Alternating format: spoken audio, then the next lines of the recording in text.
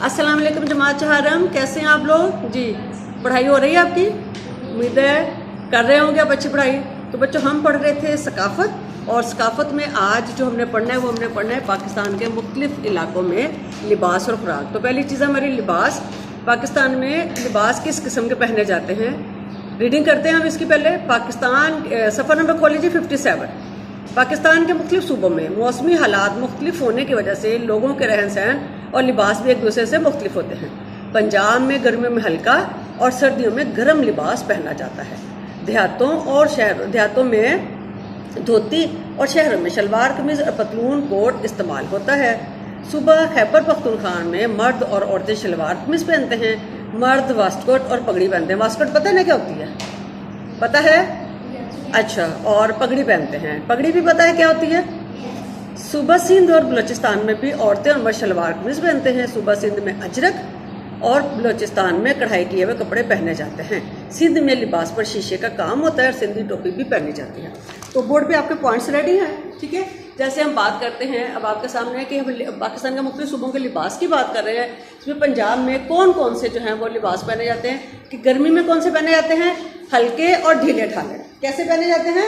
हल्के और ढीले ढाले लिबास पहने जाते हैं। सर्दी में कैसे पहने जाते हैं? गर्म, मोटे और ऊनी कपड़े। पता है ना, हमें सर्दी लगती है तो हम गर्म गर्म स्वेटर जैकेटें वगैरह पहनते हैं, ठीक है। फिर उसके बाद शहरों में जो है शलवार कमीज पहनी जाती है, पैंट कोट पहने जाते हैं। मर्द जो है वो पैंट कोट भी पहनते हैं, शलवार कमीज पहनते हैं। औरतें भी शलवार कमीज पहनती हैं। इसके अलावा वो और जो भी फैशन के कपड़े हैं वो भी पहनते हैं, और कढ़ाई वाले कपड़े जो हैं वो औरतें ज़्यादा पहनती हैं।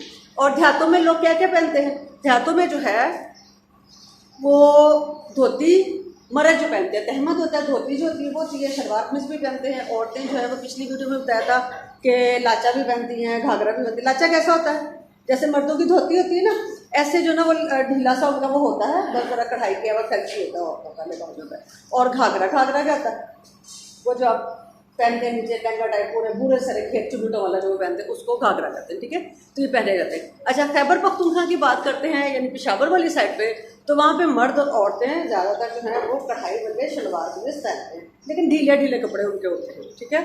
और मर्द जो हैं वो मर्द वास्कोट भी पहनते हैं और पगड़ी भी पहनते हैं। फिर जब हम बलूचिस्तान की बात करें तो बलूचिस्तान में मर्द और औरतें खुले और ढीले ढाले कढ़ाई वाले लिबास पहनते हैं। पता है ना, उनकी कढ़ाई यूँ करके कढ़ाई हुई होती है, नीचे भी दामन पे कढ़ाई होती है सारा, तो वो ढीले ढीले लिबास जो है ना वो पहनते हैं, ठीक है। फिर हम सिंध की बात करें तो सुबह सिंध में भी जो है वो शलवार कमीज़, मर्द और औरतें शलवार कमीज़ पहनते हैं। औरतें जो शलवार कमीज़ पहनती हैं तो उनकी कमीज़ें जो है वो ज़्यादातर उसमें शीशे का काम किया हुआ होता है, ठीक है। शीशे के काम वाले कपड़े पहनते हैं। और सिंध की जो खास पहचान है वो उनकी सिंधी टोपी और अजरक है। अजरक पता है ना आपको कैसी होती है? एक खास डिज़ाइन जो होता है अजरक के, जो हम कपड़े यहाँ पे अभी भी हम पहनते हैं, तो वो सिंधी टोपी और अजरक का लिबास जो है वो ज़्यादा खास उसकी पहचान है। तो बच्चों आपने सबक जो है वो अच्छी तरह से देखना है। जो हमारी बुकलेट में सवाल दिए हुए ना, उनके मुताबिक अगर आपसे पूछा गया है कि पाकिस्तान के मुख्तलिफ सूबों के लिबास बताइए, तो फिर आपने ये सारे को ही जो है वो कवर करना है और इसको याद कर लेना सबसे अच्छी तरह से, ठीक।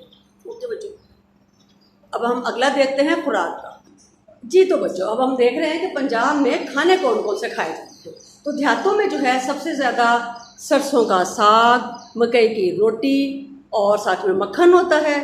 और उसके अलावा गांव के लोग जो है दूध, दही, लस्सी, अच्छा जी गोश्त रह गया है, गोश्त भी इस्तेमाल करते हैं। यानी कि गोश्त बिल्कुल नहीं खाते, गोश्त भी नहीं खाते हैं, ठीक है। शहरों में जो है हमारे यहाँ दूध, दही, लस्सी के अलावा जो है चाय और कॉफ़ी भी इस्तेमाल की जाती है। और यहाँ पे जो है डबल रोटी और पराठे और नान चने, बिरयानी, कौरमा, कढ़ाई, गोश्त और इसके अलावा जो फास्ट फूड हैं वो भी इस्तेमाल करते हैं, जिसमें जो है हमारा शवारमा है, बर्गर है, पिज़्ज़ा है, ये वाली चीज़ें भी जो है शहरी इलाकों में खाई जाती हैं, ठीक है। अच्छा, अब हम आते हैं खैबर पख्तूनख्वा की तरफ। तो यहाँ पे जो है वो सबसे अहम चीज़ है वो क्या है? वो है दुम्बे का गोश्त। क्या चीज़ सबसे ज़्यादा खाई जाती है? दुम्बे का गोश्त खाई जाती है जी। और इसके अलावा जो है दुम्बे के गोश्त के जो है वो चपली कबाब वगैरह बनाए जाते हैं। और खुश्क मेवा जात पीजिए, ठंडा इलाका है ना इसलिए वहाँ पे खुश्क मेवा जात जो है वो, चूँकि सर्दी ज़्यादा होती है पहाड़ी इलाकों में हमारे KPK की साइड पे, तो वहाँ पे जो खुश्क मेवाजात ज़्यादा इस्तेमाल हो जाते हैं सर्दी से बचने के लिए। अच्छा, अब हम आते हैं बलूचिस्तान की तरफ। तो बलूचिस्तान में भी दुब्बे का गोश्त ज़्यादा इस्तेमाल किया जाता है। सज्जी जो है ख़ास वहाँ की डिश है वो इस्तेमाल की जाती है, और साथ में दम पुख्त गोश्त जो है उसको भी इस्तेमाल किया जाता है। और जो लोग साहिली इलाकों में रहते हैं, जहाँ समंदर लगता है बलूचिस्तान के जिन इलाके में, वहाँ के लोग ज़्यादातर जो है वो मछली खाते हैं। ठीक है। अच्छा, अब आगे है, जब हम सुबह सिंध की तरफ जाते हैं तो सुबह सिंध में भी गोश्त बहुत ज़्यादा खाया जाता है, पंजाब की तरह से गोश्त ज़्यादा खाया जाता है, सब्जियां भी खाई जाती हैं, और वहाँ की ख़ास डिश में जो है हमारी सिंधी बिरयानी और नहारी जो है वो बहुत ख़ास है।